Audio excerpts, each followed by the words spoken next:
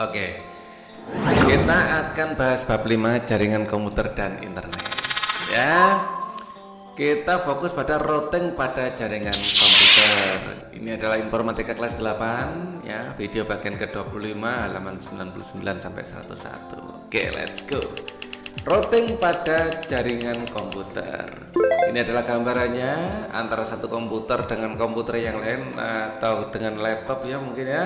Ini dihubungkan terhubung melalui sebuah jaringan di mana terpasang router.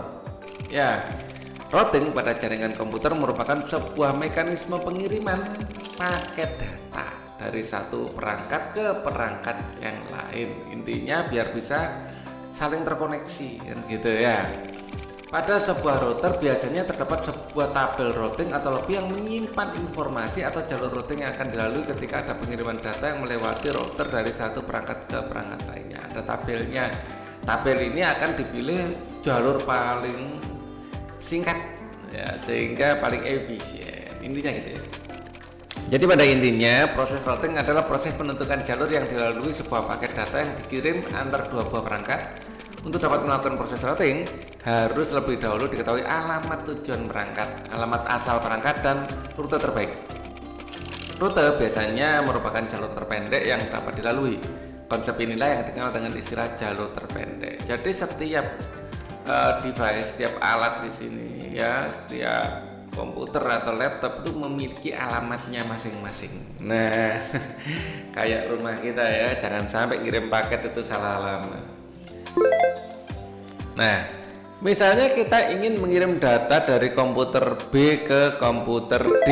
Dari komputer D, data mau kita kirim ke D. Ya, maka jika diperhatikan setidaknya ada 3 jalur yang dapat dilalui untuk mengirim data, yaitu jalur garis putus merah, garis putus biru, dan garis putus hijau. Bisa saja sinyal atau paket data melalui jalur biru.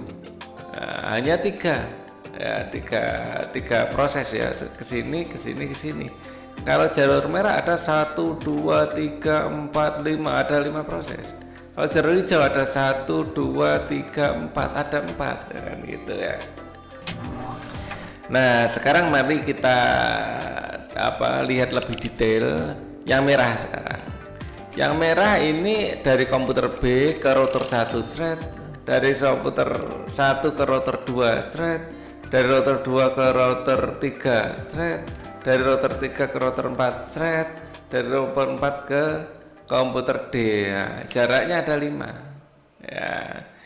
Begitu juga dengan hijau. Hijau ada 1, 2, 3, 4 ya, dari komputer B ke router 1, router 3 ya, router 4 baru komputer D. Ada 4 jalur. Dan yang biru ya, kita lihat di sini dari komputer B ke router 1, dari router 1 ke router 4, dari router 4 ke D. Jadi jalurnya cuma 3. Nah, karena routing selalu mengambil jalur terbaik, ketika kalian mengirimkan data dari komputer B ke komputer D akan melalui jalur dengan garis putus biru. Ya, akan diputuskan melalui yang biru karena yang paling singkat. Ya, yang pendek. Oke. Bagaimana jika dalam sebuah kasus ternyata ada lebih dari 2 jalur terbaik? Jika ada lebih dari 2 jalur terbaik yang dapat dilalui, biasanya router akan memilih secara acak salah satu dari jalur terbaik tersebut. Kalau ada 2 jalur yang sama-sama pendek atau sama-sama terpendek lah di antara jalur yang lain, ya secara acak diambil ya. Mana aja kan tidak masalah. Nah, kita masuk ke ayo kita kerjakan aktivitas individu JKI K802 jalur routing. Ya, sebagai latihan identifikasilah jalur terbaik yang akan dilalui sesuai gambar. Gambarnya tetap yang ini. Nah, sekarang dari komputer A ke komputer B mau komunikasi. Maka jalur yang bisa kita lalui dari komputer A ke router dari komputer A ke router 1. Ini kebalik ya. Harusnya dari A ke router bener ya, dari komputer A ke router 2, komputer router 1 baru komputer B. Betul ini ya. Misalnya kita ingin komunikasi dari ini, saya bikin gini aja, highlight aja. Jadi kita dari komputer A ke komputer B, jalur yang bisa kita lalui dari A ya ke router 2 ke router 1 baru B nyampe ya. Sekarang dari komputer A ke komputer C, dari A di sini akan ke C, maka prosesnya ini dari sini ke sini ke router 2 ya, dari komputer A ke router 2, dari router 2 ke komputer router 3, dari router 3 sampai ke komputer C, seperti itu ya.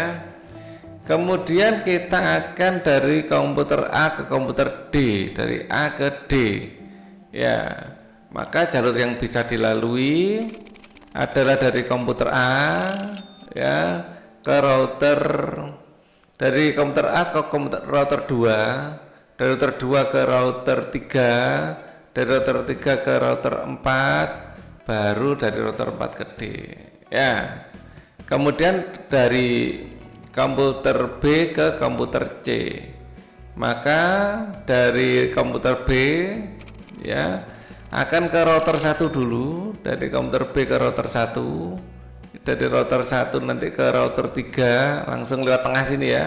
Nah sini dari router 3 ke komputer C, seperti itu guys ya. Oke, ini adalah akhir dari video kita. Kita akan ketemu lagi di pembahasan yang lain. Playlist dari pembahasan ini ada di bawah di kolom deskripsi. Bagi kalian yang belum subscribe, silahkan subscribe ya. Like, share, dan komen. Thank you.